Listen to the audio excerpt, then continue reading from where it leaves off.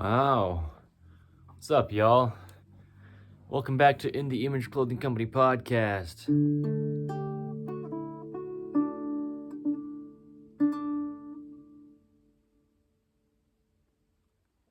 That's all you're getting as far as guitar playing for the intro of this episode. That's Frank the Guitar. My name is Evan Strong. This is In the Image Clothing Company, the podcast side of things, where we have discussions on the gospel of Jesus Christ. We are a company that addresses the human body's natural function. We let the body work. We allow it to. And we're called In the Image Clothing Company because we are all universally designed in the image of our living God, who is Jesus Christ. So we discuss mostly clothing because it's the only thing that's placed physically on our bodies at all times. And it's altering our bodies. If it's imbalanced, if it's not centered, if it's right weight wise or actual just like with the places that it sits on our bodies. If it's oversized, that's a whole thing, man. Pulling our bodies down like our shoulders from their only natural working position and all the things that the body just does. If there's clothing placed on it, any physical function that it has could be altered if it's not allowing it to just be as close as we can get it to unaltered, as if there was nothing on it. So, yeah, we have two other sides to us, what I just label as the main company side of things, which is where I do discuss the anatomy of the human body and clothing. And then we also have another third of us that is in the Image Clothing Company music. And I have little Frank the guitar here, a little Yamaha CGS 102A with a custom radius guitar. And yeah, he is a great thing to have. And I make music over there. But on the podcast side of things, this is episode 42. So I'll do a little rundown real quick of where clothing needs to be fitting on anybody, man, woman, tall, short, any age, any part of the globe, any amount of fat content, or if you're skinny or whatever type of structure you seem to have. It's about the body's skeletal system because it's about a foundational position. The muscle mass that we have comes and goes if we decide to work out or not. The fat content comes and goes if our diets change, our eating habits, or whatever, right? So it's not about those two things. Now, for everybody, the pants that we wear need to be all the way up off of our hips, entirely above the hips, so that those hips can just have all the ranges of motion that they naturally do without being restricted. And with the waistband, it needs to be slightly higher in the front than in the rear because our core, the muscles in the front of our abdomen, need to be always contracted and activated as they always naturally would be unless there was something altering them. And so that's the angle that's going to allow them to just be that way. Now, the tops that we wear, the seams on tops of our shoulders need to sit behind those little bones that are up on top of our shoulders because those are the other end of our collarbones. And that allows our shoulders to be in their neutral position. And then those edge seams should be right at the very edges because that's just where the shoulder moves. For button-up shirts, there's a band of material on top rather than a singular seam. So that doesn't have to be to where, we don't have to be so intentional about keeping that behind our shoulders because that material band will just sit behind them naturally, which is great. So, in addition to just where clothing needs to sit on the body, just because that's where the skeletal system has its operations, In the Image Clothing Company also has two prerequisites in addition. I said that twice. I've done that a couple times, which is also the number 2. Our shoelacing technique, because all that will do is just allow the lacing weave to be shaped as the human foot is. And included with that is to tie our shoes evenly over toward the inside on both feet to the center of us. And then our second prerequisite is to remove all tags from within our clothing because anywhere it's placed, it's just causing a gap inside the clothing. If it's in the rear of the collar or the rear of the pants or either side, even within the shoes. What those ones are doing is either affecting the ankle's ability to naturally dorsiflex or plantar flex, or those gripped arches within our feet are being inhibited if there's something within the shoe. So there we go. That's clothing. That's little like first dues, if you will. And then we get into depth. Anything that's imbalanced, anything that shouldn't be there, anything that's altering the body in any way that we can address without doing like major modifications to clothing, we do it here. So there we go. And then we're a clothing company. We'll have clothing available that's just good for the body. I'll mention that a little bit at the end. As long as I don't run out of storage space, that's happened quite a few times filming these podcast episodes on what I'm filming them on. So if that happens, right, if it gets cut off, then it wasn't me just cutting the end off afterward. It's because of that reason. So now, today is the 20th of January, 2025. And pretty sure I already mentioned that. But this is a beautiful episode that is titled Being Misunderstood. Episode 42. In the Image Clothing Company podcast. Here we go. I used to talk to people and I would say that I had always felt like an outcast in my hometown. That's a good thing. We know the gospel. And if you don't, being whoever's listening to this, good. Meaning that's fine. Here we go. That's what this podcast is giving information about what the gospel of Jesus Christ is. The word gospel, literally translated into English, just means good news. I always phrase it like this because this is how it is. The gospel of Jesus Christ is the truth of all things. So you walk around and you see stuff, and there you go. It's the gospel. It's all laid out within doctrine, within the Book of Mormon, and within the Holy Bible. You want to know how to navigate this earth that we're all here as the same thing for the amount of time that we are? We're just human beings, and it doesn't matter which part of this place you're at, we're just what we are. The gospel of Jesus Christ is the...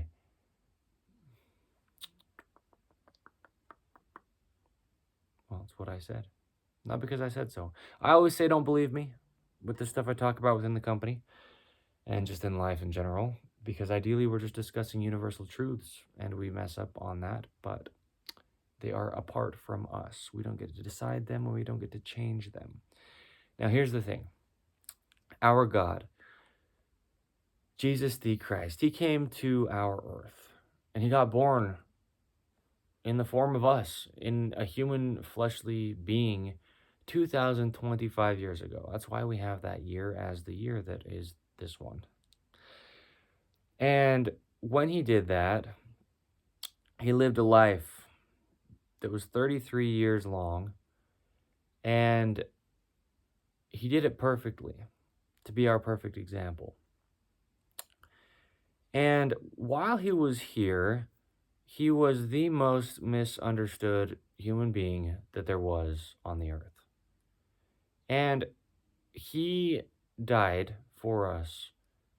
He got persecuted by the very people he came to save. But that was the plan, is because by him dying, he then paid the price, the ultimate sacrifice for all of us, and suffered when he didn't need to, because there was no crime that he had committed to need to be punished for. But he did it to save us. When he went back to, as it's worded, sit on the right hand of our Heavenly Father in heaven, he got resurrected and became a perfect being. Now, he's still just as misunderstood as he was when he was here in his earthly life. And he's the most misunderstood being that there is, because he's the one who created all things. And how can something that you created understand you as the creator? Well, we can't quite in this life. So, yeah, when we feel misunderstood, the most beautiful thing is to know that our Creator is more misunderstood than we could ever feel. And He's perfect. And He's always there listening and loving us perfectly. So, when I said that phrase about being an outcast in my hometown, that's how I've always been. It's not just a perception of mine, that's really what has been the case. Because I'm so different than everybody around me. And that's good. Because there's that kind of cliche quote that says, be yourself because everybody else is taken. I don't know who said that first, but so many people have said it. That's really how it is. And I like to make the point as well that we really don't matter. And hear this, because that's something that's kind of crazy to say if you don't understand where I'm coming from. But a perfect God created us. And so He doesn't need us if He's perfect. But He wants us. And He loves us. And that's what makes that so powerful. Is that He doesn't need to. But He does it anyway. And we're not so unique at all. We're all the same, actually. Very slight little differences and uniquenesses to us as individuals. But as misunderstood as we feel, we're no different. As misunderstood as our God actually was when He was here within His earthly life, He was just a human. He was different because He was perfect and sinless, but He was no different in what He was. Now, I think it's a beautiful thing to be able to be an outcast, because who wants to fit in with everybody who's trying to fit in, right? Because now you're not being yourself when you're trying to be like somebody else so that you'll feel accepted by other people who don't feel accepted. What? Right? Yeah. That's what makes you the most outcast, is to follow the example of the perfect God, who is the only one above everything, and He was the perfect outcast, if we can word it like that. Yeah, we can, because He was. The world reviled Him, but guess what? He came to overcome the world and to be our perfect example in how to overcome the world. And you're not going to overcome the world by trying to please it. You're going to overcome the world by having it look at you with disgust. And that's strange. Now let's give a little definition of what the world is, or at least kind of like some context. We can see a separation between the natural earth and our man-made world. Things that are made by human beings is the world. But things that are God made that will always be there, that's our earth. So we don't want to be accepted by man-made things, by concepts, by beliefs, by identities that aren't eternal and lasting. We want to be accepted by the God who created us, because He's the one that has power over everything. And if we're trying to be accepted by communities within the world, or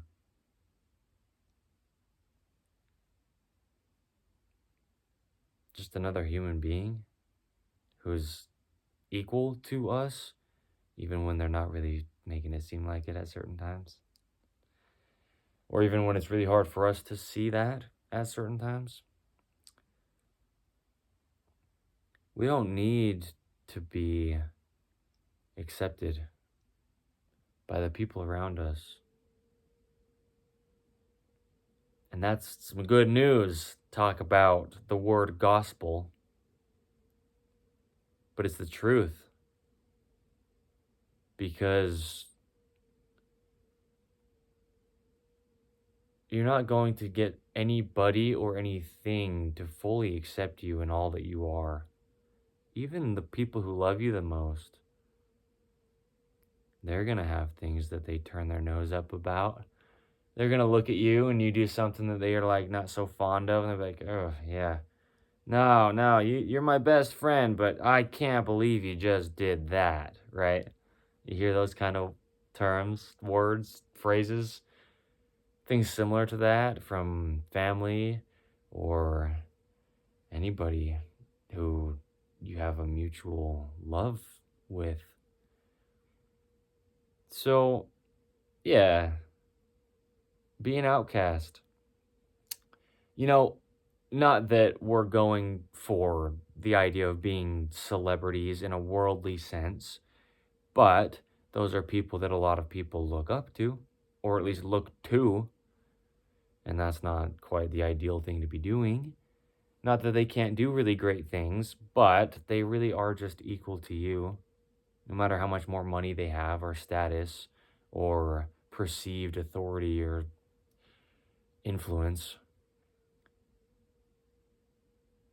The reason celebrities become celebrities is because they are so different.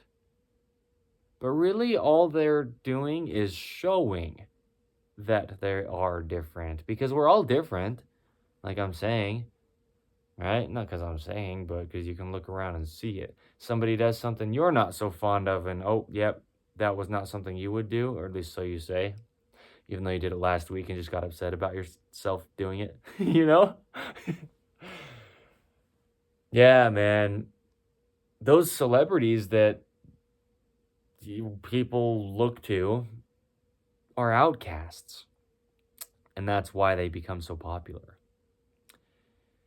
But that's a little bit different because we're not supposed to be looking up to, really, or idolizing other people because they're equal to us. So that's where it comes from, though. The desire to follow these people is because they show that they are different. And a lot of us, at times, are too afraid to. So we'll conform to other people. In other words, we will mold to the view or opinions of what other people say that they want us to be, or the perceptions that we get of what we think they want us to be that might then make us feel like they're accepting us into their group. That's the opposite of being an outcast, though. And that's the opposite of being yourself. And there's only one you. And we don't get to decide what it is, but our God created it. And we need to be okay with being it, because it's the only thing we will ever be. Besides fake. And that's a choice you can make, which is strange that we've been given that opportunity, but yeah, you can choose to conform and try to be what you think other people want you to. It's up to you, but it will never fulfill you. And you'll never just feel right either, no matter what. No matter what you think you want to be or become, if you do either of those two, you will never feel right. All we can do is find out who we are. We don't decide that. So, being an outcast, man, is awesome. Because everybody wishes they could be, and they can, but they don't feel like they have the courage to be, you know? They just meaning anybody who conforms. Because it takes a lot of courage to not try. And that's actually what we're supposed to do, is not try, but just be what we are and do that well. Because doing that well means messing up. Really. That is doing you in a good way. Because that's what we're always going to do, is mess up as the human beings that we are. So what happens is, if you're looking at the world and they're looking at you, the world meaning people, the world meaning groups, they're going to say, hey, if you want to be like us, you don't make any mistakes and you do exactly as we do. But then you make a mistake, and all of a sudden, what are you? Well, you're yourself again, because that's all you were the whole time, minus the pretending. So, yeah, the outcasts, quote unquote, are the people who make mistakes. And the other thing that's not even a real one are the people who are trying so hard to pretend that they don't. And there you go. That's the world in a nutshell. That's it. There you go. That's it. And that's how simple it gets. Because everybody makes mistakes. And there's people that will try to convince you that they don't, but yeah, it's just not the case. So, being an outcast is sweet. You know, there's some people that, yeah, I mean, I look at them and I'm like, man, yeah, you're setting a good example in a lot of ways. And the way you're doing that is by owning up to what you've done that might be hard to hear. And that's something that's huge for me, is admitting mistakes. That's something that's huge that I've been able to start doing. Admitting that I'm sinful, that I mess up. Because, you know, stuff like saying no to things is something that people don't want to do. And if there's something you're not supposed to do, it's against what you know is right. It's against, above all, the gospel of Jesus Christ and the teachings that our God has given us and the ways that he lived that we can read about and follow. He is our shepherd, and we are his sheep. If you know there's something you just should not be doing, but you give into that fear of what are they going to do if I say no, and instead you say yes, that's conforming right there. To try to gain acceptance of the world rather than pleasing God, who has already told you, as long as you know, what you should be doing or not doing. And that's usually the end that is actually on more than the other one. We're commanded more to stay away from things than we are to do things. Really. He doesn't ask that much of us to be doing, but he sure says a lot of things that we should not. Because we're placed in a sinful world. And we're here to follow in his example and overcome it. So, by doing that, you're going to have a lot of upturned noses. A lot of people looking at you like you're crazy because you're actually doing the right thing. And there you go. You get labeled an outcast. Cool. Thank you. Because I'm looking around at all these people who are conforming to the identities and the beliefs and the ways of acting and being and behaving that the world's preaching, and they don't feel comfortable doing it. Not a single one of them.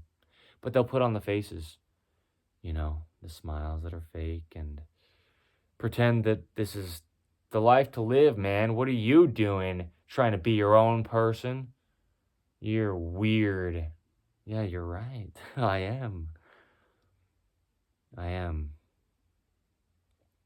But our God has many names, and one of his names is I am, because he is just what there is when everything else gets stripped away.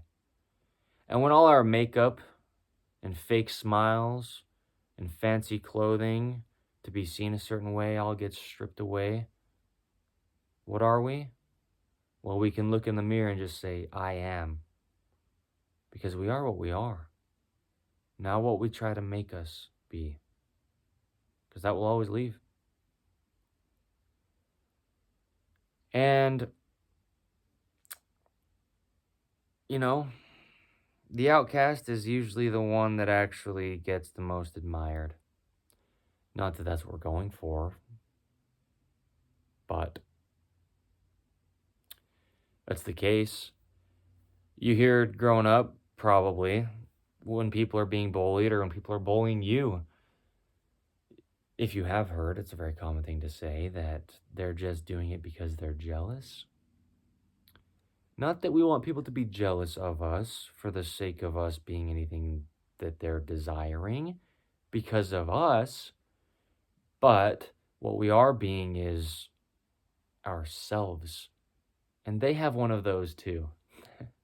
But if they're not willing to just let that be there because they're fearing the opinions of man versus our God, then yeah, there will be a little bit of jealousy there. Not because of you, but because what you're doing, that they can also do.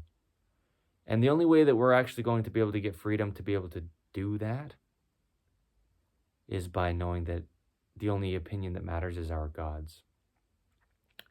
And he had the same experience that we do as far as being misunderstood when he was here on the earth. And that's why he came.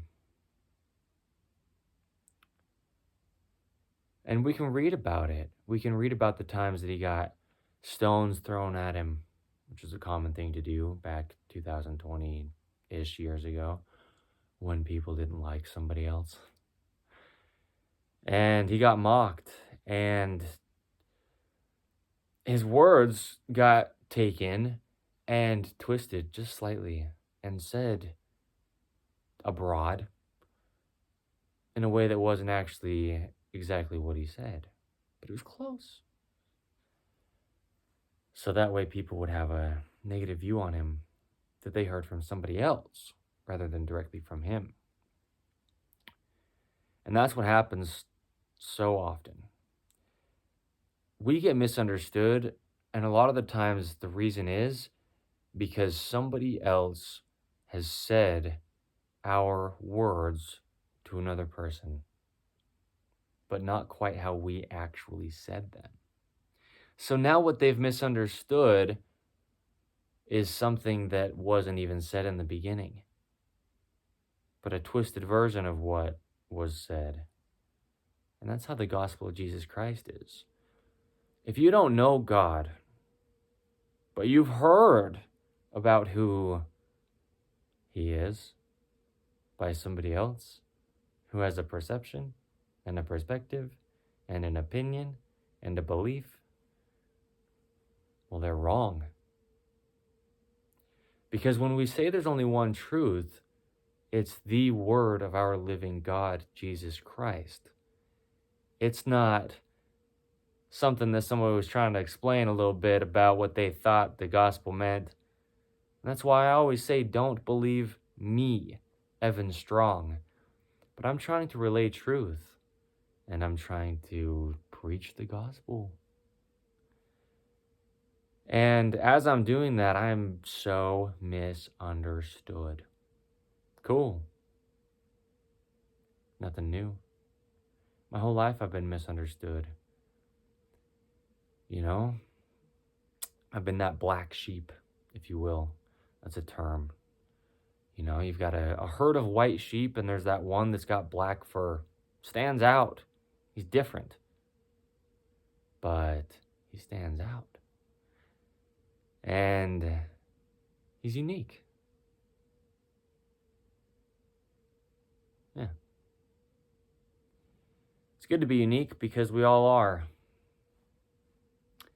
And whether it is a color kind of thing, of the physical color of our skin, well, you're going to change it?